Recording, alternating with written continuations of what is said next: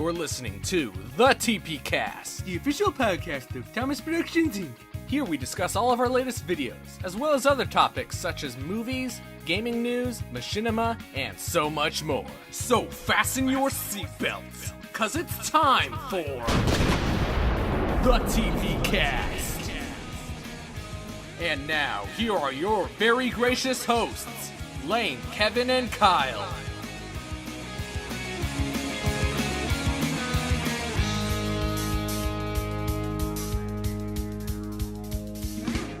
Hello and welcome to TPCast episode number 83. Hello, as usual, I am Lane. I'm Kevin.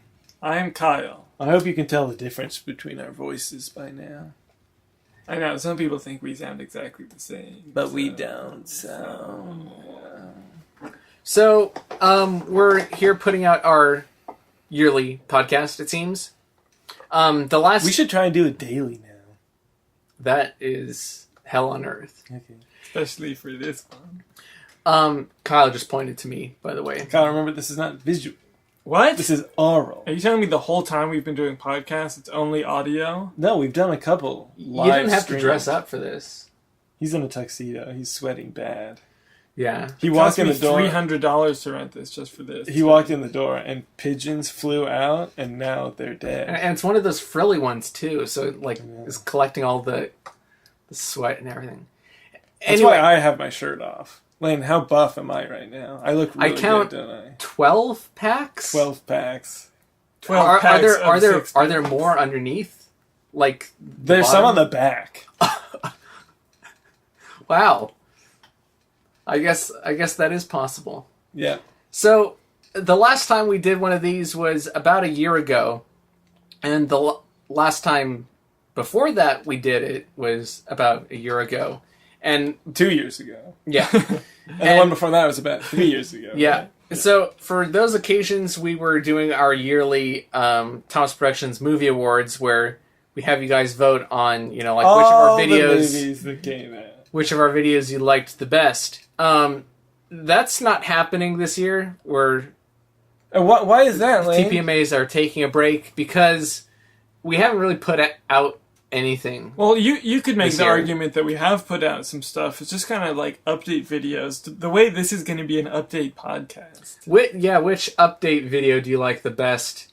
Just go out and vote. I think my favorite was probably the second one. That's the one I would have voted for. Okay, I can't remember that. Or there was the announcement video, but that was would Yeah, that that was count pretty for good. this year? No, that would That be, was 2015. Yeah, that wouldn't have counted. Yeah. So what do you guys want to hear? You want to hear us talk about the Marlin movie? Because guess what? That's what's been taking up all of our time, and that's why we haven't put out any other videos. Yeah. Is it ever going to come out? Yeah. Yeah, it will. Since the last podcast, we announced that, it was coming out in 2016, that it was coming out in 2017. I have some unfortunate news. No, I'm just kidding. It's coming out 2017.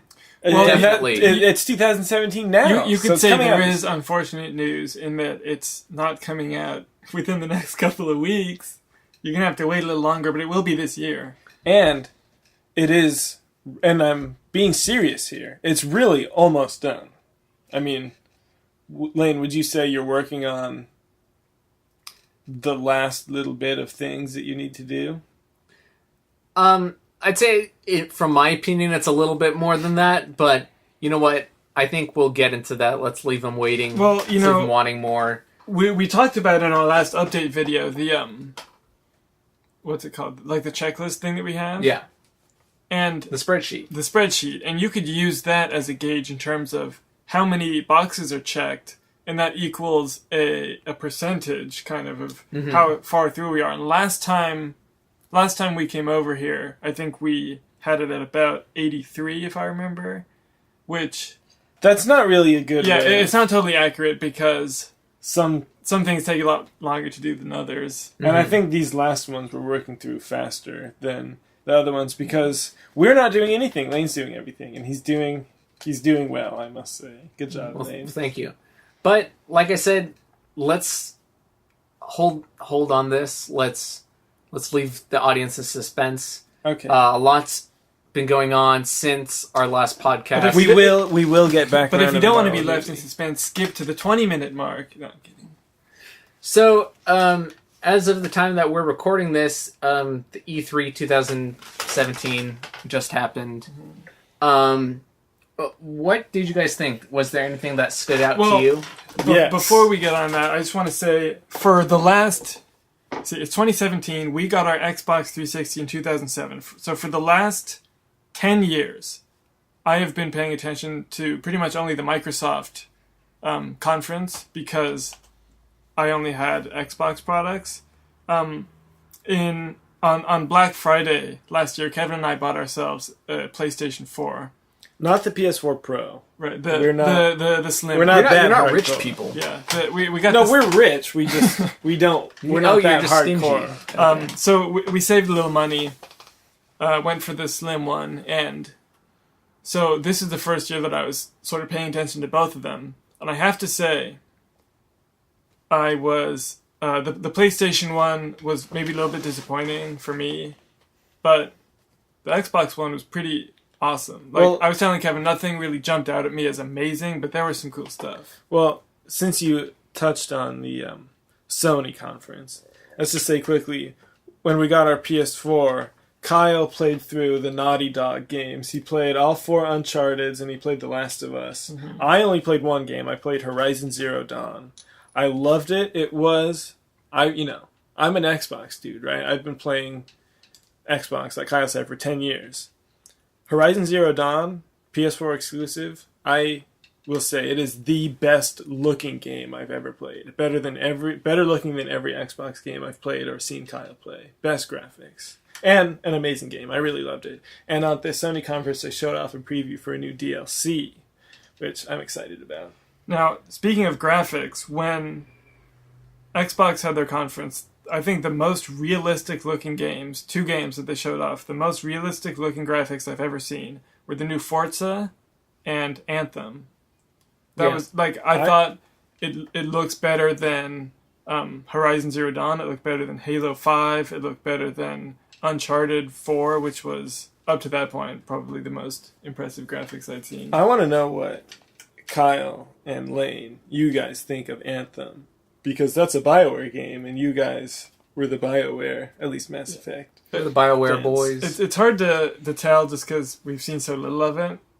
I have to say I'm intrigued, but it reminds me of Destiny, and I was not the biggest fan of Destiny's style of, campaign where better to play with friends, whatever. I like playing by myself, so if they do that style of thing, I think I'm not going to be as interested in it. But it looks fun and it looks cool visually. Yeah. I would agree with that. I definitely drew the Destiny comparisons. I'm sure all of you know I was really looking forward to Destiny and bought the deluxe edition, but I kind of fell off after. Wait, it wasn't a waste of money? I'll eat my my deluxe edition on that one. It was just because all of the like the $40 DLCs and stuff, and as soon as that came out, like if you had the older version, like all the stuff, like you're working to get all of your like guns and stuff up to a certain level, and then as soon as the the new DLC comes out with starting weapons that are automatically starting at that high level and then working up from there, it just kind of made me stop and go, why am I putting in all this effort trying to level this stuff up when a $40 expansion is going to come out and all of the work that I put in is just not going to matter too much. And people are still angry with Destiny 2 that it's everything on PlayStation happens first. And I get that that's not Bungie's decision. That's sort of Sony and Activision making a partnership. But the people who play on Xbox are paying full price for a less than full game, which is very disappointing. And I have to say, I probably will not get Destiny 2. Yeah, so I can tell you right now, I will not. Yeah. So that's what turned me off on Destiny. So for Anthem, I would probably wait and see what's their kind of release schedule going to be like, and if it's going to be similar to Destiny, which has gone the full like MMO route with these expansions, then I probably wouldn't be interested in investing time in it. Now, Battlefront. I know Battlefront 2, they showed new footage from that. I didn't pay too much attention to that. Did they announce like a story mode, or is it still just multiplayer? Yeah, so they're having a single player story mode with that. And also they showed some multiplayer footage, which I think looks a lot more like the original Battlefront games now, in terms of the how three they of us, look in their style. The three of us had a lot of fun with that. We played it on GameCube, right? I think that was the Xbox, Xbox. the original Okay. Xbox. Yeah, I remember we used to have a lot of fun playing on the Kashyyyk map, and then there was the space, like the space... Space battles. There was Yeah, a Gungan map. with too. Yeah. with like spaceships and stuff, and we had a lot of fun doing that, like having a sleepover and then waking up in the morning and playing like on the Coruscant map. or those were whatever. the days. So the new footage is on like a Naboo map, so it's very much like that Gungan map that was in Battlefront 2. So, and they also announced that all their DLC is going to be free. I love that everyone's doing that now. Yeah, it started just with like the greatest. It started decision. with Halo 5, didn't it? That was definitely one of the major. I think that's so awesome Games. because that's totally, doing the opposite of what Bungie's doing, in that you pay full price for the game, and then you just get everything that comes along with it. You don't have to pay Ubisoft more to or get more stuff. Some other company, I think it may have been Ubisoft, said something like, "We're going to do something similar, where all like story content or something is going to be free." Something like that. Yeah, I'm definitely. I'd gladly have that become the new norm, and I'd even put up with microtransactions and stuff if we get like all this free stuff. Yeah, and what's interesting is that with Halo 5, they're giving away all the DLC for free, and then there are those little microtransactions, but they're not keeping any of that money. They're giving it away during the Halo Championships. I'm not sure completely about that. I know a big portion of that is the championships. And also the Microsoft microtransactions don't, like, you can just play straight through the game without paying, and it's not like you don't have an advantage, right? By the way, I watched an interview with Phil Spencer, the head of Xbox, the other day, and he said that he was at 343 like last week, and that he said that he's seen that they're doing great things with like what you can do with the Xbox One X. But he said, with this E3 conference, they wanted to keep everything about what's going on this year, so that's why they didn't show off anything like Halo or Gears, but that he's seen that they're working on something, and it's going to be really cool. Now, that raises an interesting question. Do you think that we'll be getting pretty much the next Halo game in 2018? I do. Probably. I think if you pay attention to, think about it. It was Halo 1 was 2001. Then they released them for the next 3 years. It was 3 years later Halo 2, 3 years later Halo 3, 3 years later Halo Reach. So I would assume it's 2015, right? It was Halo 5, and then 3 years later 2018. That makes sense. Yeah, I know they've definitely come out and said like we realize that Halo games need a 3-year cycle, but if it means that we would get a more well-rounded single player and a story for the next Halo game, I'd be okay if they held it back. Well, they've already said that they understand that once they switched to 343, the story got really convoluted and they introduced a ton of confusing stuff and people didn't really like not playing as the Master Chief.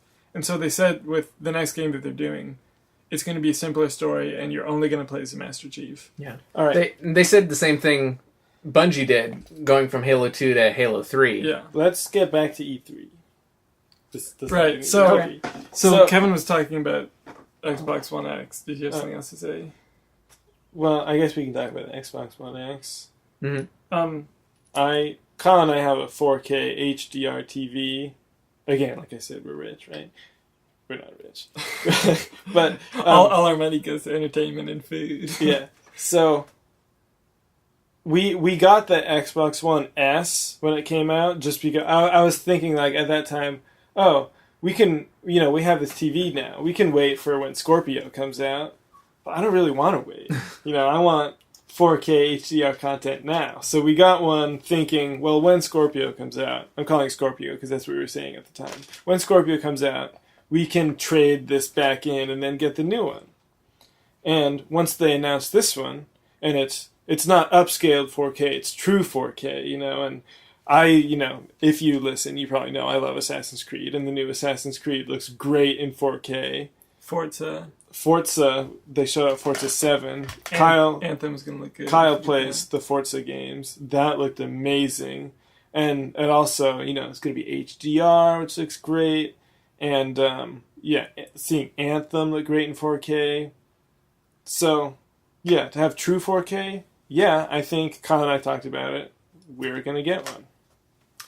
Of course, we're going to have to give up our old ones, but that's okay. And we need the space, too. Hopefully, it comes with a lot of space. I was expecting it to be big, but it's even smaller than the Xbox One S, which is really cool. Yeah, it looks about the size of, like, a regular iPad. Yeah, my MacBook Pro, I have the 13-inch one. It looks like it's that footprint? Yeah. I was thinking, Lane, you are probably not going to get it, at least anytime soon, I would imagine. You are correct. Yeah. Now, do you think maybe someday down the line, maybe? It's always possible. You probably have to have a 4K TV first. Yeah. If you're wondering how Kyle and I have all this stuff, it's because, think about it, everything is half off for us. I buy half of it, Kyle buys the other half. That's how we get stuff. I'm definitely going to hold off on the X. I don't have a 4K TV, so without that, there's not really much incentive for me to do that, unless I think without a 4K TV, the only thing that would get me to go for the Xbox One X would be if the next Halo game, came out and it was showing like there's substantial like gameplay improvements. Now that was something somebody brought up. So like an IGN person was talking about the Xbox One X and said it's not going to happen anytime soon, but I wonder if down the line they'll release games that are exclusive to that console because they just can't run on anything. I think that would be cool, but I have a feeling they're not going to do that for a long time. I think that's a bad idea because it leaves a lot of people out in the cold. But it would be interesting, maybe like not a full $60 game, but maybe like a demo that you can play just to show the power of the console.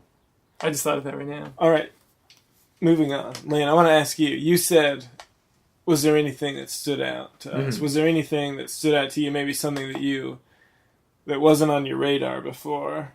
Or just you saw something you're like, oh, wow, that looks really cool. Because there's definitely one for me. Honestly, I can't think of anything besides the Battlefront thing, which I'm still a little bit cautious about, even though it looks promising. What about Assassin's Creed? You think that looks good? Yeah, it looks, good to me. I've always borrowed all the Assassin's Creed games from you. Yeah. So I don't think it's not going to be a purchase thing for me, but it's definitely something I'm interested in playing eventually. Yeah, I'm excited that we're not in Europe anymore. You're tired of all the those buildings. I gotta say, I don't play Assassin's Creed, but I always watch Kevin play them. This one looks really interesting in that they're taking it way back to the very beginning of the Assassins and the new setting. I think it's going to be fun. It's going to be fun. And you can control an eagle now, and they're talking about you can upgrade a certain bow and arrow. There's bow and arrows now. You can upgrade them so that you can control them when you didn't fire. Didn't they have that in the third one? Oh, maybe they did. I don't know. Yeah, so you can shoot 5 arrows at once. It looks like they're delving more into this mystical side, which was very prevalent in the second Assassin's Creed, which I really liked. Yeah, There's that that big one- reveal at the end, which I thought really enhanced. I think Assassin's Creed 2, story-wise, is the best one, and 4 Black Flag is my favorite one. And the team that's making the new one, their last game was Black Flag, so I have really high hopes for this one. Cool. Is there any other... Well, Kevin wanted to talk about the thing that blew his Oh, yeah. Yeah. Yeah. So, I don't know if you watched the Bethesda conference, or if No. you saw any of that. So, the last thing they showed off was this awesome trailer, and I was thinking the whole time, what is this? This looks so cool. And It was like an 8-minute trailer. wasn't yeah, it? and when it ended, it was Wolfenstein 2. Now, the reason I was like, what is this? I would have recognized it if I had played the first one, but I didn't. But it looked so good and so much fun that I was like, wow, this is Wolfenstein 2. This makes me want to go play the first one so that I can play this one. So guess what? Last night, I went and bought the first one, and I started playing it. You Played played like an hour about on 10 it. minutes and then the power went out. Yeah. As And it then- does. And then I played like an hour of it, and it was fun. So I'm looking forward to getting back and playing more Wolfenstein so that I can get the new one, because it looks so good. Definitely, if you haven't seen any of the trailer, just watch it. Okay, I will. Is there any other E3 stuff that you wanted to cover before we move on? Or any gaming stuff? Just, I was kind of disappointed that, I mean, I guess I already knew it wasn't happening, but Halo 3 Anniversary. Mm-hmm. You don't need one. I know we don't need one, but I would have liked one. I know there was some speculation that they were going to do like something Halo 3 related within Halo 5, like have a bunch of Forge maps that were recreations of Halo 3 maps. I think that their Master Chief Collection is sort of their excuse for not having to do one for Halo 3, because they included it with like a remaster, and it looked good on the next generation. And, you know, like they had said, Bungie had included some assets, like individual rendered leaves and stuff that would move around that just the 360 couldn't handle. But the Xbox One could handle it, and that was a reason to replay it, was so that you could see some of these things that it made Halo 3 look next gen. And the graphics, they're awesome, and, you know, a lot of it holds up, but I still would have liked to have seen what they could do 10 years later. Whatever. And the only thing that 343 was there for was Halo Wars 2 DLC, which, I mean, you and I played it. I'm not interested in playing any more of it. I don't know about you. Yeah, so I guess that could lead into like games that we've played since the last podcast, if we want to talk about them. Halo Wars 2 came out. I did play it, and as far as gameplay-wise, it was fine, and I thought my impression is that it was more challenging than the first one. Yeah, I think I borrowed it from him, and pretty much, like, almost all the levels, I had to play it twice, because the first one, I would die, and then the second time, it's like, okay, now I know what to do. That happened on almost every level. So, yeah, and I played on, like, normal difficulty. So, yeah, it was more challenging. Yeah, so I liked that aspect. As far as the story goes, though, I felt it was probably the weakest Halo game. I really didn't feel invested too much in the characters. They sort of went for fewer cutscenes, but having them be longer. And I didn't like that they did that. To me, those blur cutscenes at the end of each mission was like a reward for Yeah, it was for something doing to that. look forward to, because they were so cool looking. Mm-hmm. So And then you finally get when you're like, oh, yay. And then it's like, okay, this is taking too long. Mm-hmm. So, I think that's part of the reason why I didn't feel super invested in the characters. And I also felt like Atriox was a bit underdeveloped. They built him up as this macho bad guy who's pretty much seems like he's invincible. And then you kind of just go and kind of just mop the floor with him. I would have had liked to seen a bit of pushback, have at least one instance where, like, for a mission you think you've outsmarted him, but then he comes around and you end the mission and it looks like you're defeated, and then the next one you have to rally and come back. Some of the stuff that they did was really cool with, like, you can control a scarab this time, or that whatever it was, that huge flying UNSC thing. But, it wasn't very super memorable, and it was kind of fun, but I don't really care about playing any more of it. Do you? Since I let you borrow it, I haven't played any more of it. I know they've come out with other, like, DLC, like, leaders, like, there's a Hunter Sergeant Johnson guy and Sergeant Johnson, but I haven't experienced them yet.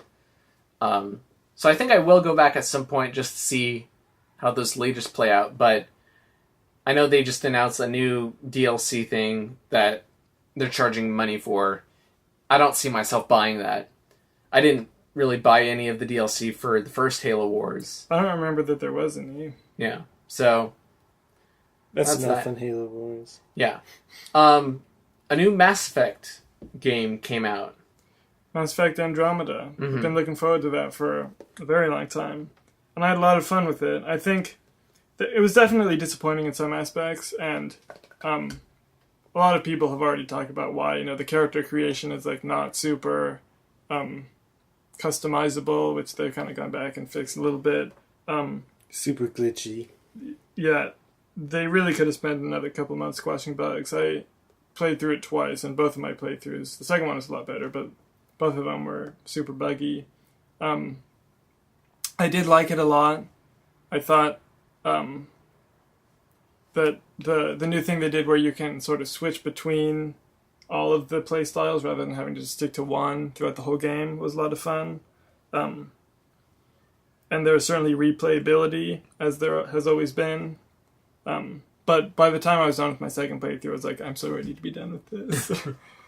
Yeah, I'm still working my way through it, but so far the impression I've got is that, all the combat and stuff is really nice, and it seems like, a Mass Effect game, and in terms of, like, how things progress and the stories and going around and to different planets, it seems, the same as the other games, but it doesn't really push anything farther.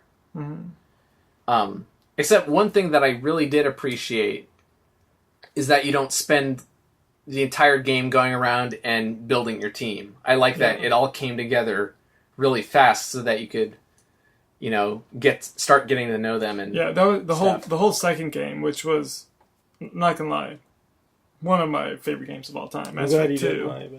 Mass Effect 2. Love it so much. Probably my favorite Mass Effect game. But the whole story was building your squad to get to the very end. And then I feel like the whole third game was going around trying to convince people that the Reapers are a threat. Not like you didn't do that in the other games, but yeah. So I appreciated that aspect with this game. But it's definitely not as iconic as the originals. Well, like I said, I played through Horizon Zero Dawn. I played it twice, and I totally loved it. It's so good. So there you go. Now, when did Fallout 4 come out? Did we cover that on the last podcast? It came out in 2015. All right, that shows what I know. Anything else game related? I don't think so. That's all I can think of. I know Titanfall 2 came out. Oh yeah, that was really good. That was a lot of fun. I really appreciated how it blended, and as far as like the new campaign mode, how it blended like Call of Duty, Halo, and Portal. Yeah, I have to say, I was so impressed with the campaign, because when they introduced or announced Titanfall 1, it's like, okay, this looks awesome. Why is it multiplayer only? Like, they could do so many cool things with a story mode on this, and they totally blew me away with Titanfall 2. Yeah, it was like the best campaign ever. It was surprisingly incredible and totally blew me away. And on top of that, the multiplayer was so much fun, which is weird because the beta that they had, which was super close to release, was really disappointing, and they totally fixed it. So I had a lot of fun with Titanfall 2, and Titanfall 1 was the first game we played on Xbox One. We got the bundle, so it was like a free download. So I have fond memories of both of those games. Nice. Especially the second one. Okay, so I think that's going to wrap it up for the game stuff. Oh, I have one more thing to say about Star Wars. Ryan Johnson talked to me on Twitter. Okay, we can do that. Well, you've gone and said that. Do you want to elaborate on it? No. For clarification? No, that's okay. All right, there you go. So yeah, Kevin's more special than everyone else. That leads into kind of the realm of movies. A lot of movies have come out since our last podcast. Are there any that you would like to touch on? Well, let's see. We've seen Logan, that was good. Kong Skull Island, that was good. Con and I saw Fate of the Furious, that was pretty good. We saw Guardians of the Galaxy 2, that was good. We saw Pirates of the Caribbean 5, that was good. Wonder Woman? We saw Wonder Woman, that was really good. I really liked that one. So, there you go. I want to see Baby Driver. Do you want to see that? I could go either way on that. Okay. Of course, Rogue One came out since our last podcast. I don't see how you guys could forget such a thing like that. But I can tell you one thing that I do know is that we saw that on the same day that we filmed my movie. Oh yeah, I made a movie. Oh yeah, do you want to plug that at all? Sure. Well, it's not out for viewing yet, but I made a short film called Rain Cloud. I am so proud of. I wrote the script. And we did a short film with a bunch of people. Lane and Kyle were involved. Yeah, Lane and I have cameos, and Kevin's arm appears in the movie as well. Yeah, so I got like real actors in it. I got like people who have IMDb pages. Yeah, the film, you can Google or look up on IMDb. It's called Rain Cloud, so it's up there now. And it turned out so good. We got it into a little festival. Not like a real big-time festival, but a little festival. It played in a movie theater. It's so much fun to see it. Got a good reaction. And I'm just so proud of it. It's so much fun. All I ever wanted to do was direct movies, and I made a short film, and it was like the most fun thing I've ever done. Sorry, Lane. Well, I get you help. Oh, and Lane edited it. And he did an amazing job. Lane is the best editor of all time. You will see that when the Marlin movie comes out. Yeah. Not the best editor of all time. The best indie for free editor. The special effects that Lane does, both in Marlin and Rain Cloud, are like stuff that you wouldn't even notice that improves the movie, both movies, 1,000 times. I know for Rain Cloud there is one scene. There was like a fly buzzing around. Yeah, there was a fly. Like, I was watching it. See, when you're a director, you really have to, like, see everything that's going on. And I noticed a little fly flew in front of one of my actors' faces, and I jokingly told Lane, half jokingly, half, like, really, like, can you get that fly out of there? Because I knew if he worked on it, he could. And then he did. Good job, Lane. And he also did, there's not really music in it, because... It's like ambient. Lane and I were talking. We had the same... See, we've known each other for so long, we had the same ideas. We were like, it doesn't really need music, it needs, like, ambience. And Lane wrote this little thing, and it was like, Lane, that is exactly what I had in my head. So, if you can tell by the way I'm talking about it, I'm so excited about it. I love it so much. Maybe someday you guys will be able to see it. In fact, we should promote it once it comes out. Do you have a time when you expect that to come out? Or? Yeah, probably pretty soon. I'm just like lazy and not putting it out. One of the things I've always talked about is that it would be so fun to rent out a movie theater for the premiere of the Marlin movie, and it would be fun to either play Rain Cloud as a little short, because like 5 minutes, play it as a short before the movie, or sneak it in as that's what's after the credits. Because we always put something after the credits of every episode. It'd be funny if that was after the credits was Kevin's movie that he made. Yeah, so I'm so proud of it. Hopefully you guys can see it soon. If people wanted like to be notified when that comes out, where would they go to get updates from you? You know, maybe we could just do it on the Tom TP? Productions page. I mean, yeah, I'd certainly like retweet it at least, if not tweet about it when it comes out. So I guess just follow our usual avenues. Yeah. So there you go. So if you absolutely cannot wait and really want to see it, and you happen to be my Facebook friend, just message me and I will send you a link to see it. Wow. Insider. Yeah, but you have to already be my friend. Now I feel special that I've already seen it. Are you worried about? Well, Kyle, you work on it. Are you worried about people leaking? Oh, that's a huge issue. Leaks? Yeah, people are definitely going to Yeah, watch because it. Kevin's so high profile, everybody wants to see the movie. Someone's going to leak it. Did you see, Lane? I put a picture on the IMDb page. Yeah. Yeah. So back to Star Wars. Star Wars, the Rogue One was really good. I really enjoyed it. It was good, and I saw it 7 months ago now, so I don't remember much of it. But I remember liking it, and I remember I thought that it really looked like it was made in the 70s. I'm on Which is the IMDb page in a now. good way. It looks so real because there's a picture, and then some of my actors have pictures too, so it just looks like a real thing. It is a real thing. Why am I saying that? Kevin, it's almost like you made a movie. Yeah. Oh, are we still talking about that? We're talking about Star Wars now. Oh yeah, Go to the Star Wars IMDb right, page. That's okay. Rogue One. I liked it. I loved the last couple minutes.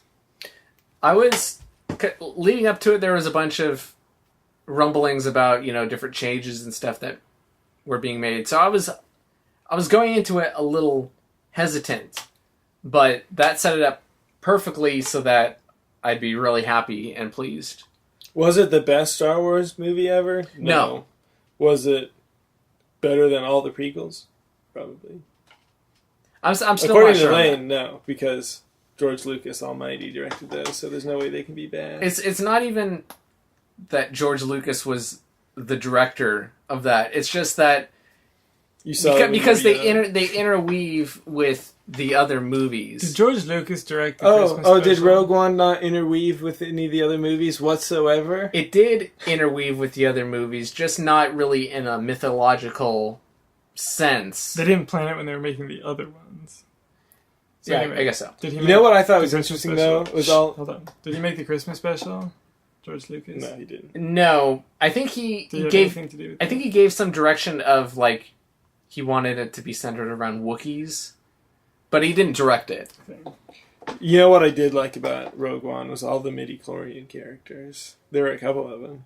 Well, a lot of the characters have midichlorians, I think. extremely high levels. Well, of something that midichlorians. sticks out, which was probably my favorite part, was when they put the hood over that guy's head and he's like, "Are you kidding me? I'm blind."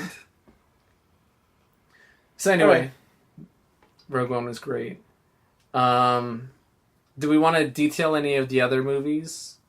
No, I gave No. you my thoughts. Okay. Yeah, I agree with all that. I thought Pirates was pretty Well, good. I thought Wonder Woman was awesome. Yeah, Wonder Woman, if you want to talk about that a little bit. Wonder Woman it totally blew away my expectations. I was going into it thinking, okay, this will probably be pretty good. It was really good. It was the best DC movie that's come out so far. Yeah, for sure. I was definitely disappointed with Batman vs. Superman and Suicide Squad. Suicide Squad looked so good. It was not so good. And Man of Steel is just as boring as it looks. I still haven't seen it. Should I There's bother? There's no. I said it's just as boring as it looks. If you watch a trailer, you'll go, oh, so that's how good So it's it all is. like close-ups with like. It looks like this. Yeah, There was one cool part in that movie that I liked. Well, two things.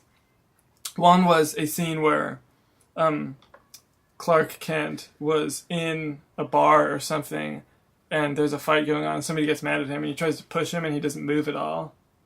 He just stands there. It doesn't even get pushed back a little bit. He just stays right there. And I was like, oh, that's so cool. It's totally that character. And then Michael Shannon. Do you know who Michael Shannon is? Yeah. I love Michael Shannon. He was in Boardwalk Yeah, Empire. he one of my was favorite so shows. good in this movie. He did something that I've only seen 2 people do, where he takes a bad script and he makes it sound good. And I took I'm going to sound like a total snob here. I took a screenwriting class at Stanford. No, you didn't. Well, it was on the campus. It was like a 30-minute thing. That was... Never mind. I'm not as special as I'm making myself sound. But anyway, the guy said it's impossible to make a good movie with a bad script. You can have good actors, good director, good cinematographer, everything. If you have a bad script, it's not going to be a good movie. And what Michael Shannon was able to do is make these unbelievable lines sound realistic. And the only other guy who I've been able to do that was, I can name his name, but the guy who played Locke in the Nightfall thing. Is that what it was The guy who called? plays Luke Cage. Yeah. Yeah, Luke Cage. He was able to do that in the Halo show. Yeah. And so those are 2 really impressive actors. So that's what I liked about Man of Steel. All right. Okay. Now, we've talked about games. We've talked about movies. We're hitting all the mediums here. Television. 24 was good, and it got canceled. 24, the new 24? It got canceled? Yeah. I didn't know about this. This is my genuine reaction.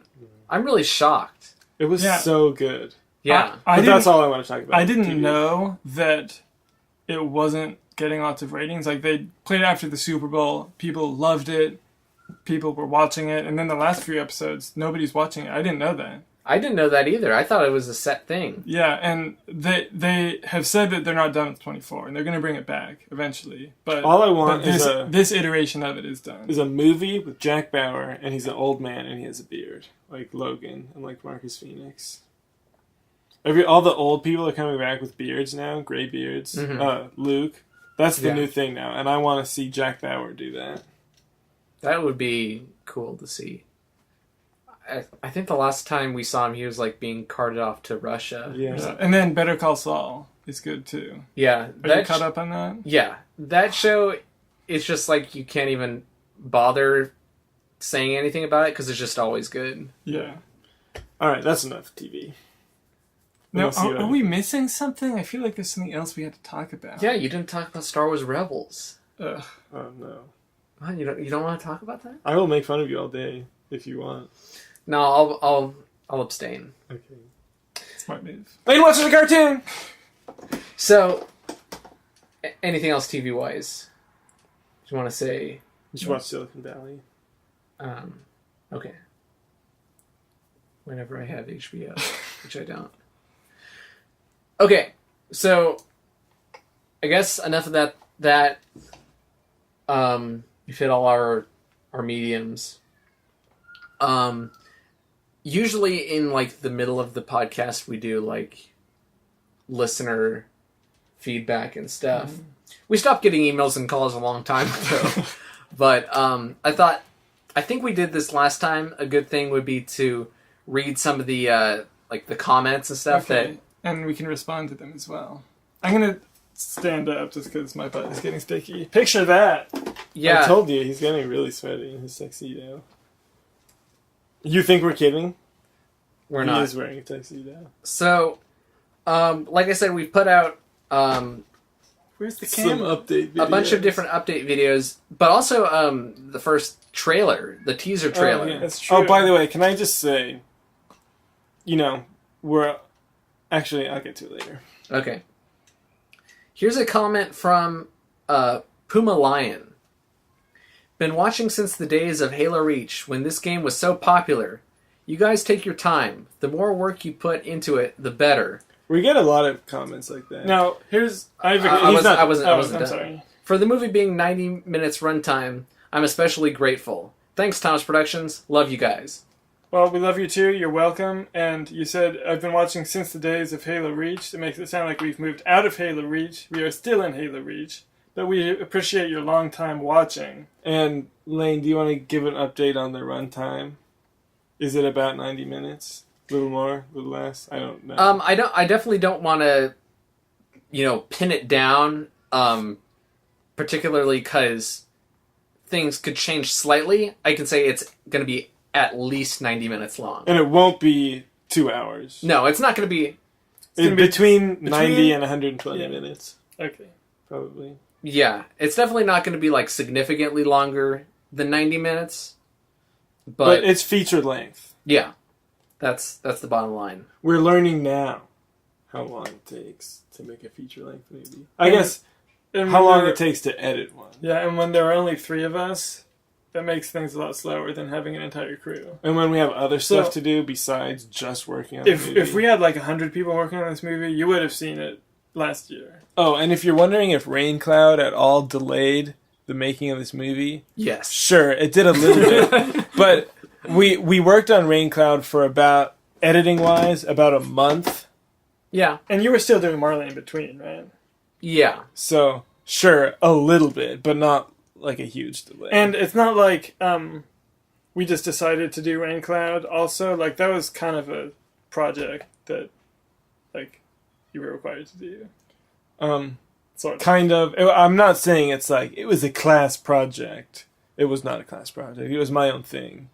However, I did get credit in the class for doing it. But I've since graduated, so now none of that matters. Moving on to the next comment, we have Crazy Meatball 77. Oh, that's Kyle. Oh, I didn't know. It's not. It's Oh. not Kyle. I can't say it enough. You guys deserve way more subscribers. Are you only going to be reading the good comments? Or Yeah. do we only get good We don't really get bad comments. Yeah, we don't get negative comments. It's always very supportive.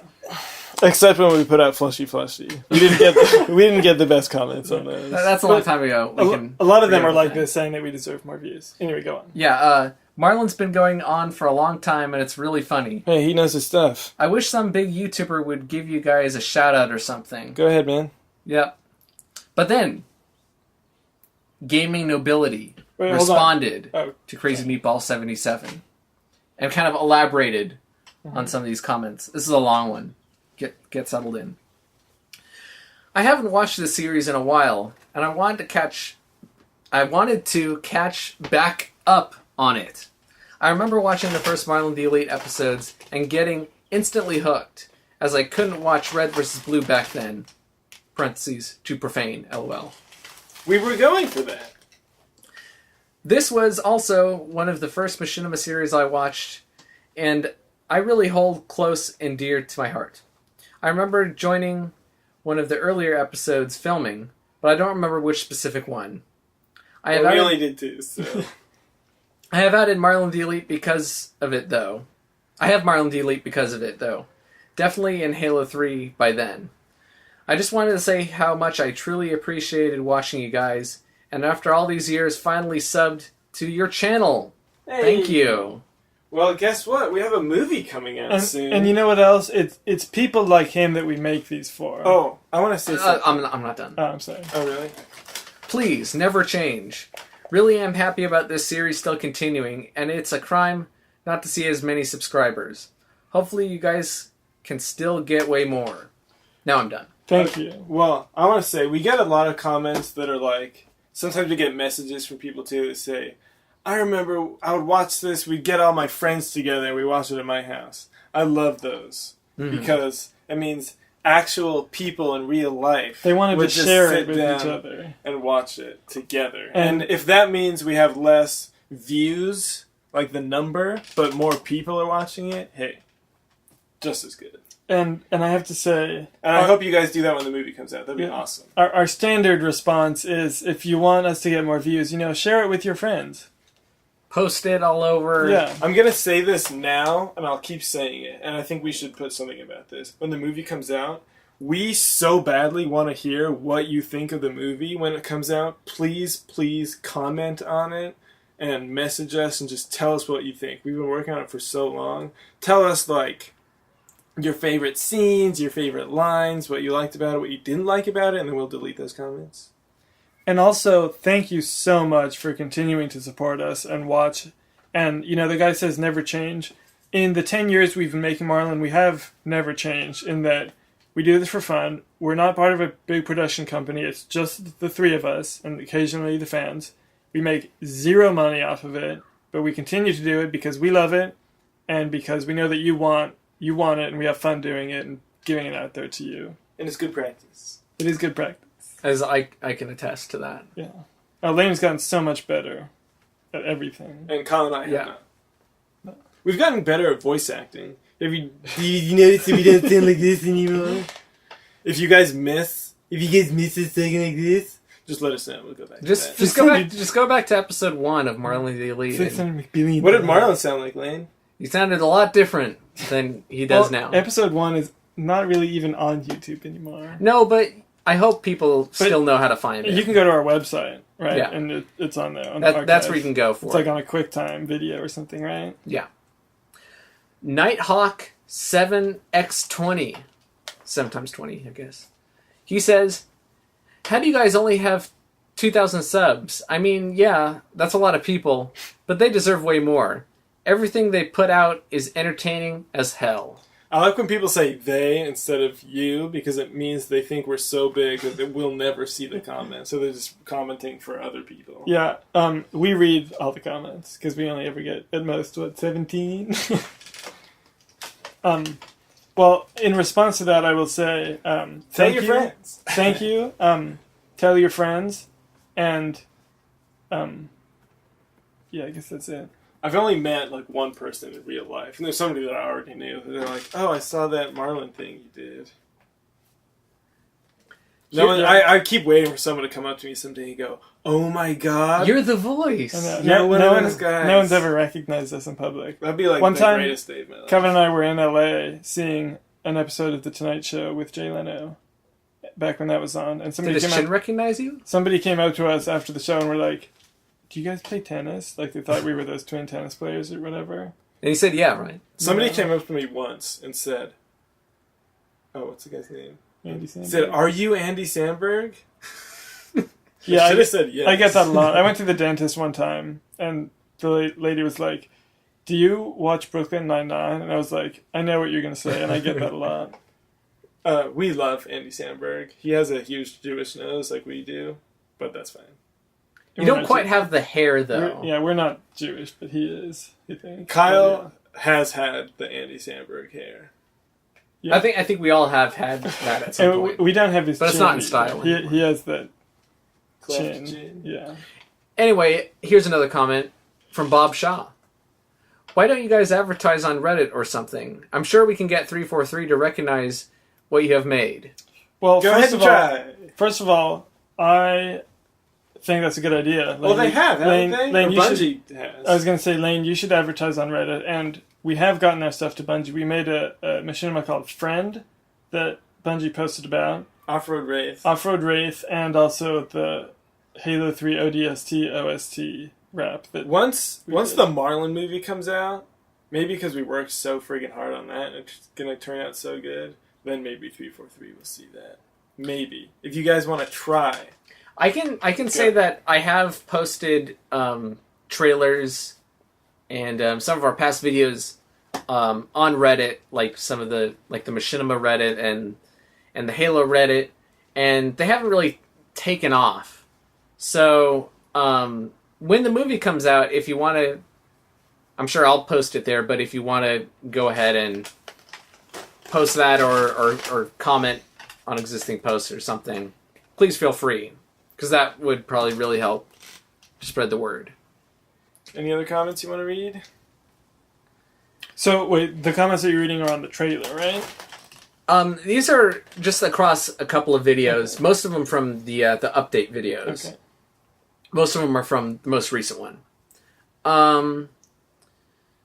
Let's see. I want to do one last one here. Okay. Here's one from Halo 3 Owner 5. Keep up the good work, and don't worry about time. Just release it when it's good and ready. See, I like those comments, and guess what? That's what we're doing. Mm-hmm. Yeah, we appreciate your patience. We know that when we announced it, we said it was going to be done last year. We didn't realize how hard we were going to work on it. It wasn't going to be that good, but now it is. When we announced it, we thought that we could do it really quick, and we had never done anything this big before. Yeah, but and this especially applies to Lane, as we started doing it, we were like, okay, let's try extra hard on this, and everything is taken to the next level. Yeah. The sets that we're building, that we built are In Forge. Yeah. Are much more elaborate, more realistic, spent way more time on them. And then stuff like the cinematography, okay? Setting up a shot looks much better. Editing. A scene will come together much better. Music, all this stuff. Everything is being done more like... More time putting more time into it. Making it more like an actual film And production. what I want to say about doing the voice acting is when we do the show, every time we do the voice acting, that's all in one session. We come over, we do the voice acting in about 3-4 hours for an episode. Mm-hmm. That's what we did for the movie for every scene. It'd take about 3 hours or 4 hours to do just one scene in the movie. Is every scene the length of an episode? No. But we would spend a lot more time on it, making sure that we sound real good. Mm-hmm. And, like, this is Kevin talking, by the way. I tried to deliver my lines much more realistically than normally. I mean, I was always kind of like that. Like, Kyle would kind of go crazy, and I would go realistic. But I feel like I did a much better job this time. I think my lines turned out great. And so did everybody else's. Good job, guys. Yeah, everything that you hear and see is the best version of what we did. Like, lots of takes for audio, dialogue, and whatnot. And what you hear in the final version is the best take that we did. What you see on screen is the best, version that we acted out, because we did it a bunch of times. Once this movie comes out, you will see and understand why it has taken so long. Even watching the trailer won't give you a great idea of why it took so long. Only the movie will. Yeah, hopefully. So, we've obviously moved into, Marlin the Elite talk. Since our last podcast, we've had the fan filming. Mm-hmm. Last time we did a podcast, we were still filming it. We were in the middle of production. We were nearing the end. Nearing that was the end. our last production kind of push. Yeah, I think we finished principal photography, right? Is that what we're saying? Yeah, around that little time. Skype session that We did a little something, not to give too much away, but we did a little something. We did some afterwards, where we were separate, not together.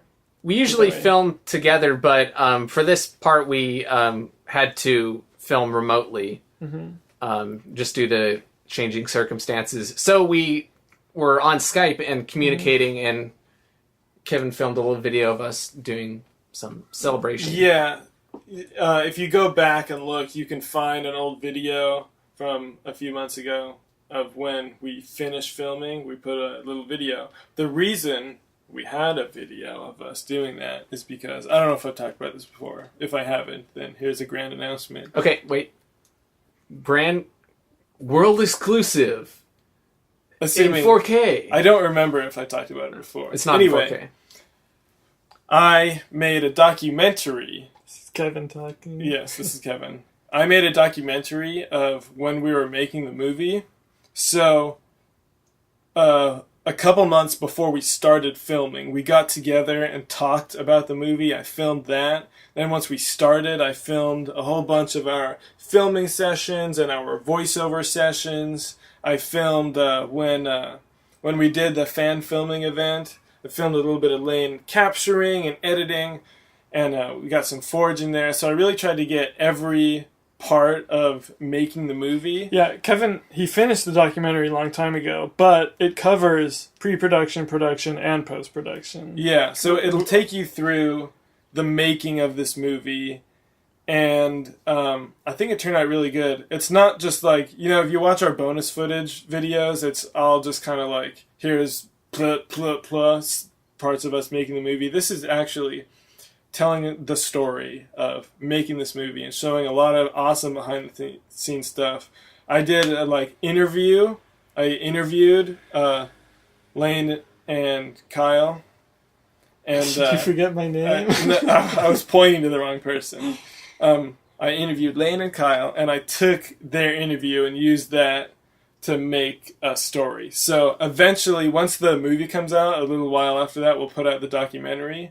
And I think you guys are really going to enjoy it because I really enjoyed making it, which I normally don't, and I showed it to Elaine. What do you mean you normally don't? You love making movies. I don't like documentaries, and I don't like editing. I had to edit it myself.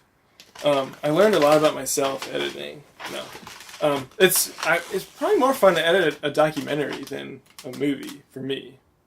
Is it mainly because you kind of have all the pieces there? I don't know what Already? it is. I think it's the fun of trying to make it all work, whereas with a film, I know all the stuff. Okay. And you like have to get it to work, whereas the documentary, you get to decide how it's all going to come together. Okay. Anyway, I showed it to them. They liked it. I like it. It turned out good. Eventually, you'll see it. It's not like an hour long. It's like between 15 and 20 minutes. But I'm really excited about it. When it comes out, I think you guys will like it. I think that's also one thing that we haven't really talked about is obviously the movie's our main focus, but even after the movie, obviously this movie took a lot of work.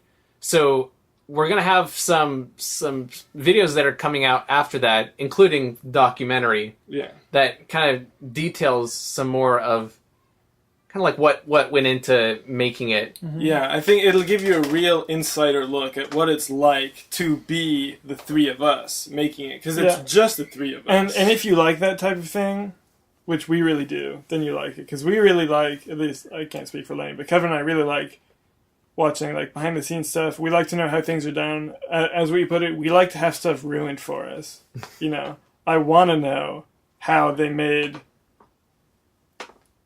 the Kraken or whatever. Yeah, so like here's a little example. I'm not going to Davy Jones. I won't give anything away as far as the movie or anything. There's one shot in the movie that Lane worked so hard on, and it's like a beautiful, beautiful shot. So what I did is I interviewed Lane, say, Lane, how did you do this? And so I show the shot, I show its progression from just what he captured to all the stages of, making it what it is. And then while you see that, you heard Lane talking about it. So that's kind of like parts of what the movie is like. And that will help explain why it took so long to make this movie, because that was probably the biggest project in terms of one shot that you did. But he did a lot of stuff like that throughout the whole movie. Mm-hmm. So that'll explain why it took us a whole year, more than a whole year, to make this movie. So, sort of circling back to the fan filming and stuff. I know we touched on it briefly in update videos, but that went really well. Mm-hmm. Mm-hmm. In the past, when we've done fan filming stuff, or even just like community game events, I know.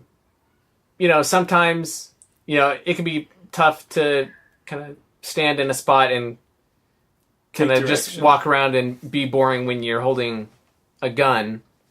And all you want to do is shoot us. Yeah, but Marlin is standing right there. Everyone was very, very professional and super cooperative. And you guys got to see some of our sets and stuff. So, and I believe I said at the time is that you're seeing some of what we're doing, and I hope that you still have no idea what the movie is about.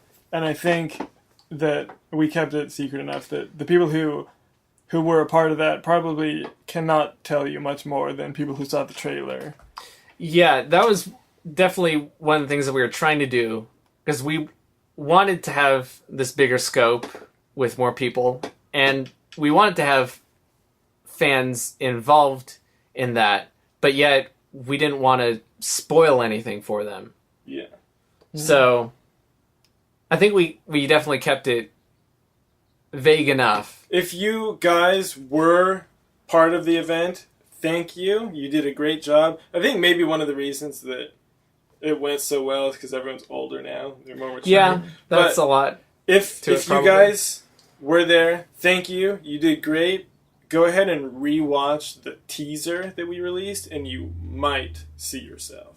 Yeah. I mean, not like you put everyone in there on purpose, but a couple people are probably... No, there's a quick shot. I know there's a shot in there of something that we did. I can think of. So let's talk about this. So we've released a ton of update videos and one teaser. How many more before the movie comes out? Well, we'll probably do a more story-driven trailer. A theatrical trailer. Yeah. As far as update videos, I would say probably one. Zero to one. Before the movie comes out. That's my guess. Probably one. I mean, we don't have much more to do. Lane, do you want to talk about how much left we have? Because there's really not a lot compared to what we've already done. Mm-hmm. Yeah, so some people have been messaging us and along the way and asking how things are going, and we appreciate that. We're glad you're still interested. We appreciate your investment in the movie. And so for the past about 6 months or so, we've been doing the sound effects. It's full-on post-production. Usually how an episode goes is the last thing that happens is Kevin and I come over and do our voices. We're changing it up. This time around, that was kind of the last thing that we did, that Kevin and I did, and now it's all up to Lane to do a lot of the sound editing and whatnot. Yeah. But, I mean, it's not like we're not doing anything. Yeah. We're still helping. We'll see what Lane's done and give our opinions. In fact, earlier today we saw some of the movie, and I must say, it is absolutely incredible. You guys are going to love it. So, start to finish, the whole movie is done. Not you can't go out and watch it yet. It's not ready. We're still working on parts of it. But every scene is filmed, voiced, edited, done. So it was all edited, and then we went in and broke it up and did the sound effects for each part. And normally for an episode, we would definitely use, the main bed for the sound is the in-game sounds. And then we'd add upon that. But for this movie, pretty much everything sound-wise has been touched in some way. And so have I. And that's not to say that it's not going to sound like Halo. I mean, you still use most of the Halo sound effects, right? But a Warthog doesn't sound like a Honda but in our movie. For example, the background noise that the ambience and stuff that you usually have on Forge World, sometimes there's a random explosion in the background or some weird bird chirping. In an episode, we'd usually let that slide. It's just kind of in the background. But for here, we're a little more paying attention to it and focused. So if something's coming in and we notice it, that's going to get taken out and replaced with something that fits what's going on in the story. Yeah, not to give anything away, but one scene that we filmed, there was so much noise going on the entire time that... That's a good idea. Okay. What? So due to filming, there was one scene in the movie that pretty much when we captured it, we didn't get any usable sound. So all the sound for that scene had to be pretty much created after the fact and matched up to what was on screen. Will you know it when you see it? Yes. When you watch the movie, try and guess which scene that is. By yes, he means no. You will not be able to tell. Because, like I said earlier, we use Halo sound effects for our sound effects and whatnot. But if you think hard and pay close attention, you might be able to tell which scene it is. But the goal is to have you not be thinking about... See, that's one of the things you learn in film school, is don't draw attention to anything, or you lose the audience. They're going to think about it. You don't want them to think about what went into the making of the movie. You just want them to be lost. Especially the editing. And Kevin and I have seen an episode of The Sopranos with the most horrible editing of all time that takes you so out of it. If you've seen The Sopranos, you know what it is. Everyone knows what it is. I haven't seen it. I'll show you. I tried to show it to Lane before, and it's not on the internet anymore. No, At least it wasn't. It wasn't when I looked. I know it was before. It wasn't when I looked. They were too ashamed. They took it Yeah. down. So anyway, we've been doing all the sound effects work and stuff for the past few months. we can now say that all the sound work for sound effects is now done. Yay! It's finished. The whole movie has sound effects. So that leaves what, Lane? That leaves music. And as anyone would know, music is a big part and driving force of a movie or a video. And a big thing is that ever since some of the original Marlin episodes have been taken down, we've been using all original music. 99% of written by Lane. Yeah.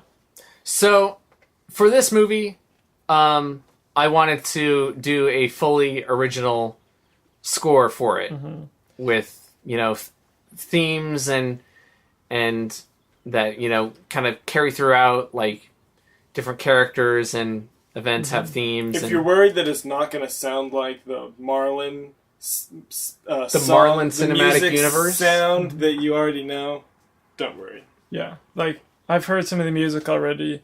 It does sound like It sounds like a more Sounds epic cinematic. movie version. it's like a cinematic version of the Marlin themes that you know. So, as Kyle mentioned, I've been doing sort of music for the Marlin series since around 2009, I want to say. And over the course of the time, we've built up, kind of like a big library of Marlin music. To the point where, for like lots of episodes, we have the ability to, reuse music and reuse tracks. Which has saved Lane a lot of time, I'm sure. Yeah.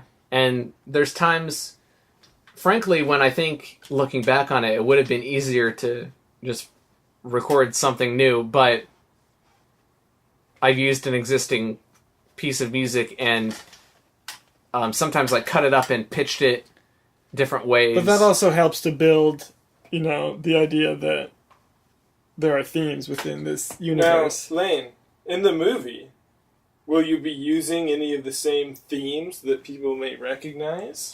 Yeah, so that's what I was leading into. Obviously, if people have watched, some of the Marlin episodes and stuff, there are themes that carry over into the movie that hopefully you'll recognize. However, all of this music, as far as like the recording and orchestration, is going to be completely new. So that means like old tracks from the series, those aren't going to be just lifted and plopped down into the movie. This is all going to be original and new recordings. Yeah, so Now, that was... I was going to say, Lane, does it sound like a movie score and not a little thing that goes into an episode? Definitely the quality bar has been Yes, moved it up. has. Certainly since when I started doing this in It around sounds... 2009. Lane's going to be humble. It sounds like a movie score, okay? It sounds really, really good. So what I was going to say was that last time we did a podcast, I was about to start talking about the music, and Lane stopped me because he wanted to keep it a secret for a little while longer. Well, now we're talking about it. What I was going to say was, back then a year ago, was that he's doing something a little different in that he's scoring it to the picture, right? Mm-hmm. You're not just writing something for the show, then putting it in a bunch of episodes because you can use it a bunch of times. He's writing one piece of music that's going to go for this scene specifically, and then move on to the next scene and do something for that. And making sure that it's like timed well with the movie and the shots and everything. That's why you have to have the movie edited before you do music, so that you can write the music and make it fit for the scene specifically. Yeah. Whereas with TV or like what we were doing with the Marlin show is a little bit more leniency with that. Yeah. Generally, like, the whole pipeline for this movie is pretty much like a real movie in terms of the order of, like, what we're doing things in. Except that we did a lot of post-production and production at the same time. We were editing as we were filming it. We were doing voiceovers as we were filming it. But, a lot of stuff like the sound and the music and stuff, that has to be done last. So, what's left? After... Okay, so we've done all this work already. Now it's music, which is pretty much the last step. How much more music do you have to write? And what comes after you're done with the music? I'm hesitant to say how much as music has been done already. Also, because I haven't exactly totaled up like the time at all. In my opinion, I'm guessing close to a third. I mean, I would say that's about right. Kevin and I have, since we finished voiceovers, what Kevin and I do is Lane will work on something, edit it, whatever. We'll come over and watch it and give our notes. And so we've been coming over and watching some of what Lane has been doing and seeing how the music fits in. And we've seen a significant chunk of the film with music in it, and it is fantastic, is all I have to say. Yeah. So I don't know how much, maybe a third sounds about right. And then, yeah, what comes after the music? I can answer, but I'll let you answer. Thank you. So once all the music has been composed, and even once it's been put into the timeline, excuse me, I had a little burp there, things still aren't done. Because now we have the dialogue, sound effects, and the music that we've all done independently of each other.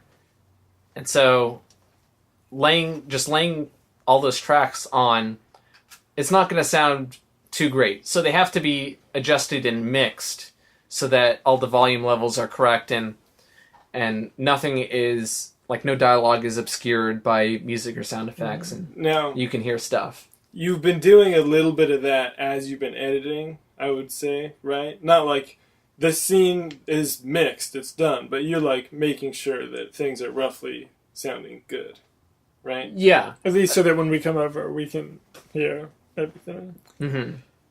So, yeah, so that would be the final step So then that's for Well, exporting the I would bad say boy. there's sort of one more thing that I think people don't know about and is really interesting, is that Lane has been using different editing programs to edit this, right? He used Final Cut Pro and Adobe Premiere. Yeah. And so we have all these little different scenes, but they're not all in one project yet, right? They weren't until now. Okay, so you've put them all together now. Yeah, so... Okay. So that doesn't need to be done then. No. So, for the scoring things, all the sequences had to be put in line so that it could be figured out where music has to go and such. So it is now in a timeline, but yeah, we have kind of jumped a bunch of programs. A lot of that has to do with because Final Cut Pro, the version I was using was an older version, so that's what I used to do all of the sequences independently of one another. But when it came time to syncing that back up with sound and stuff, there's some things that it kind of had some trouble with. And not to mention, also, as far as video-wise, there are some things that Premiere can do that Final Cut can't. And I don't know if you mentioned it, but you're also using Logic. Did you mention that? In an update video, I did. Yeah, I know we talked about an update video, but Logic is Apple's big sound Yeah. program. Yeah. It It's like Final Cut is their big editing program. Professional version of iMovie. Yeah. Logic is a professional version of GarageBand, Exactly. you could say. Yeah. So that's what I've been using for putting in all the sound effects and also doing the music. So, there you go. That's how much we've done, how much we have left. As you can see, not very much. You won't have to wait Yeah. too much longer. We don't want to give like an exact date or time yet. I think we've wised up Yeah. about that. Big picture, so much has been done. There's so little left to do. It's going to take some time. You know, the movie's not done yet, but a enormous majority of the work is far behind us. Especially compared to where the movie was a year ago. Last time we did a podcast, we were still filming it. Yeah. Mhm. So, I can confidently say you will have seen the movie by Christmas. I think that's a safe. I'm not going to Statement. say Thanksgiving, but Christmas. Yeah. No definitive stance on that yet. Maybe before Thanksgiving, but not going to say definitely. Now, are you guys wondering, well, you've talked about the movie so much. What is the movie about? Well, see, that's a great question. And guess what? We're not going to tell you what it's about yet. I will say it is an epic adventure, but I'm not going to tell you the story. It's a story that we've had an idea for a long time, for years, since seasons and seasons ago. I'm pretty sure we explained Yeah, a bunch of this on the past and podcast. The documentary will tell you. Yeah, and maybe by the time you see the theatrical trailer, you'll have a better idea of what the movie's about. But as of right now, you have no idea, and I love that. Yeah. I like that the three of us know and you don't. The teaser was meant to show you bits of the movie without giving anything away, as teasers do. I can say, well, I think the theatrical trailer, whenever it does come out, while it will reveal more of the structure of the movie, I think it's still going to be left a little bit vague. I would compare it to The Force Awakens. Do you remember how when they were releasing the teasers and trailers, you could see what was going on, but you had no idea what the story What the context was? of. Yeah. It's going to be like that. And then the first sentence came on, it said, Luke Skywalker has vanished, and you're like, oh, this is going to be cool. Yeah, because... I'll say, towards the beginning of the Marlin movie, you'll be able to say, oh, okay, now I know what it's about. And it's worth comparing to Star Wars again, in that when we see the movie, we come over, right, and we see bits of the movie. By the way, this is not me saying this. I'm impartial in this. Yeah. Even though it's a great compliment. Yeah, Lane knows what I'm going to say. It feels like watching Star Wars. And it feels like watching it for the first time. Yeah, every time we see it, it's like, wow, this is like the first time I'm seeing it. It feels so cool every time. I think, when the first time we saw The Force Awakens, I have never had another movie theater experience like that. It was just amazing. But seeing this movie reminds me of seeing The Force Awakens for the first time. It feels like seeing an epic adventure where you know the characters and everything, but you've never seen it like this before. Yeah, it reminds me of the feeling I got watching The Force Awakens for the first time. And I told Lane and Kevin recently that I think that Pirates of the Caribbean is a little bit better of an analogy than Star Wars to the Marlin movie, because it's got a comical main character, and yet you can still have these huge action pieces and total brutal villains, and that's what our show is like, and I think that's what our movie is like too. Marlin the Elite is a comedy movie, it's a comedy show, so the movie, yeah, it's funny, but it's also an epic adventure. See, now, the movie, to me, it doesn't feel like Pirates. It doesn't feel like Pirates. It's a good analogy. It feels, to me, more like watching Star Wars. But then again, Lane is so influenced by Star Wars that I think he doesn't even realize what he's doing sometimes. And sometimes he does realize that he is, yeah, I'm trying to make that a little bit like Star Wars, sure. Yeah. Are you going to notice it? Maybe you will. At least once. So, yeah, are there direct references to Star Wars? I would say there are indirect references to Star Wars. How about that? That's a good way of saying it. Just really quickly finishing up what I was saying. Sorry, as far as I keep interrupting you. yeah, I'm sorry that I keep interrupting you. Lane. Yeah, how dare you keep interrupting me with praise?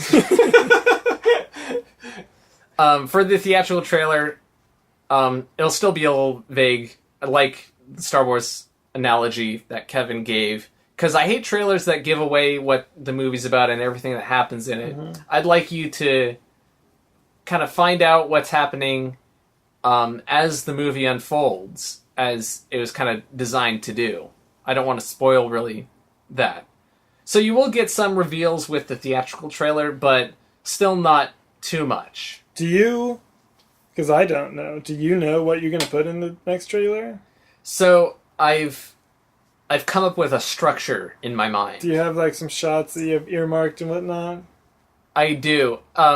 Also, especially when designing, I guess, a theatrical trailer, sound and dialogue are kind of important bits. Because I think there was only one line in the teaser, right? Ding dong. Yeah. So I definitely have some of that in mind, and how that could fit together. So. You know, what we've tried to do with the clips that we've picked out is show you some stuff, you know, that's spoiler free, so you can see what the movie looks like, what it sounds like, but you still don't know what it's about. Yeah, it doesn't give away any major plot It's points. cool, but it's vague. So, that's a lot of info for you guys to digest. I think there's only one more thing that I can think of that I'd like to add before we close out the podcast. Who knows if we'll have another podcast before the movie comes out? Doubt it. I doubt it. Knowing us, probably not. But Update video, perhaps. but yeah, so obviously, movie has a lot of elements to it. You know, all the visuals and the sound and stuff. But it's also, there's parts of the movie that aren't necessarily the movie itself. There's also, you know, with all movies, they have, you know, big, you know, like promotional stuff. And that inevitably includes a movie poster. Mm-hmm. Every movie needs a movie poster. And Marlin the Elite, the movie, is no exception. So, By the way, did Lane just reveal the official title? Or had we already revealed it? Either way, that is the title. I think we reviewed that before. So there is a poster for this movie that I've worked up. Yeah. And With little tiny notes from us, although Yeah, we really didn't do anything. Kevin and I have seen it in its early stages. We've seen it in its final stage. And I will say, it's cool. I like it. Do you guys know who Drew Struzan is? Because he made the poster. Just kidding. if only. But He's the Who is movie it? poster guy. He like draws the Star Wars and Indiana Jones ones. Cool. he's the Steven Spielberg of movie posters. In that he's done Steven Spielberg movies. I guess you could say Lane drew some inspiration from Drew, what's his name? Struzan. Struzan, to make the Marlin poster. I hope so. I hope that comes across. If you guys haven't noticed, I can pull almost any name out of nowhere. Kyle calls me Walking IMDb. I had to ask Andy Samberg, but like obviously I know his name. That was just a quick moment of forgetting, but I really do know. That was getting a Almost 404 error. Yeah, exactly. So there's a movie poster for the movie, and we'll release that on social media and stuff. So follow us on there. We're still not sure when this is going to be revealed. I can tell you it looks great. Yeah. It looks good. So we hope that when it comes out, it will excite you for what's to come. One more thing. And also, look, good. One more thing I want to talk about the movie is, hey, who can I expect to see in the movie? Well, we've shown you some clips so far. Obviously, you know there are returning characters, such as, obviously, Marlin, Lemon Man is going to be in it, Cotton Swab, his grandparents, who've shown off. Are there any more returning characters? Well, maybe. Are there new characters? Definitely. Maybe. Yes, Yeah, definitely. definitely. Obviously, yes. Well, there are if new you've seen the characters. clips, you know, yeah, there are some new Yeah, characters. there are plenty of returning characters and new characters, and I think you will come to love the characters that we show off in the movie. All right. So with that, I think we'll wrap it up. This is a very long podcast. I'm not sure how long it was compared to last year's. Usually, I think they're about an hour or so. Yeah. Hour and a half, 2 hours. So if you want to keep up with what's going on with us more often than on YouTube, you can go to our Facebook page. That's probably the next best place to go besides YouTube, is facebook.com/Thomas Productions. That's sort of where we automatically post pictures and text updates. That gets forwarded to our Twitter account, but it doesn't always format properly and stuff. So If you want to know when we post new Facebook posts, follow our Twitter. yeah, we are on Twitter at Thomas Pro Inc. Again, that's Thomas Pro Inc. Have you guys ever wondered who the Thomas is in Thomas Productions? If you've ever wondered, I don't want to reveal it just now. Maybe Lane does. No, I don't. Okay. So you can follow us on there. Again, we don't really post there too often as far as unique posts, but if we put anything on Facebook, you'll get notified through Twitter. And then, again, there's always our website, thomasproductionsinc.com. We haven't really done anything with it, and admittedly, for a website in the year 2017, it's not all that great. In the year 2007, it was great. It looked good. It was like, wow, we have a website that looks like a website, and now it's like we have a website that looks like a website from 10 years ago. But it's kind of cluttery. But hey, it's do what you can with not spending any money. But it is a good hub to go to if you want to find some more about us. There's links to our wiki. Yeah, and you can there. watch all the episodes of Marlin the Elite on there, including the ones that have been taken down. That's the big thing, is all of the past episodes 1 through 30, you can still get to through our website. Yeah, you guys might think like, oh, they're gone forever. Or, oh, only those highlights versions that we put on YouTube are up. No, you can watch the original ones. With the original stolen music. Yeah, you just have to go to our website. Yeah, so... They're not gone forever. Yeah. So, you can go there, go around, look at stuff, and... Are they the best episodes we ever made? I don't think so. That's not up to us. It's up to you. I think the best episodes we made are the more recent ones. They might be...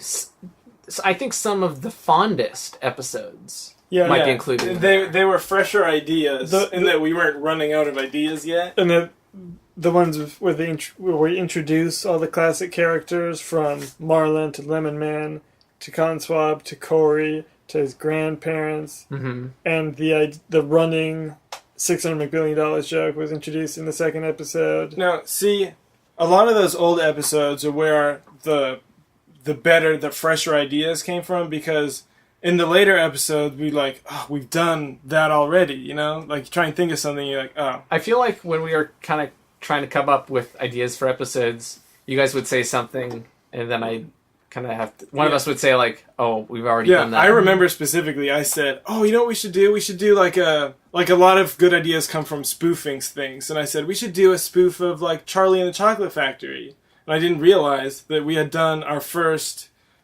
community fan episode was a spoof of Charlie and the Chocolate Factory. Where we used the song The Candyman Can. Yeah. Now, if you are wondering, again, like I said before, what's the movie about? I'm not going to tell you. Now, if you think like, oh, is there one thing they've never done? Maybe that's what the movie is about. And if you're thinking, yeah, it's a spoof of...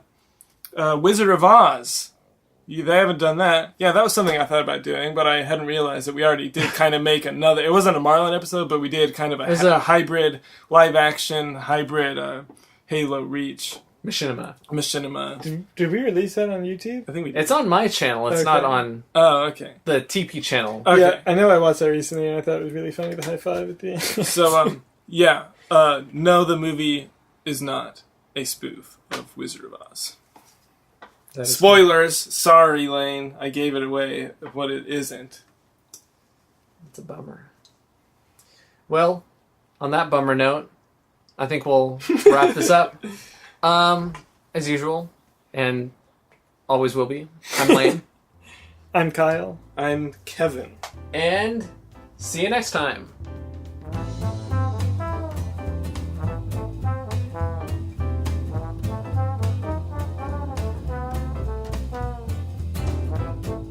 Thanks for listening to the TPCast. If you like the show or hate it with your guts, please let us know by sending us an email at thomasproinc@gmail.com, subject line, podcast.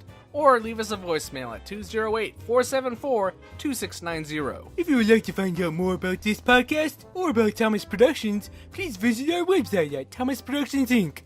Facebook.com. You can also follow our production updates on Facebook and Twitter at facebook.com/ThomasProductions and twitter.com/ThomasProInc.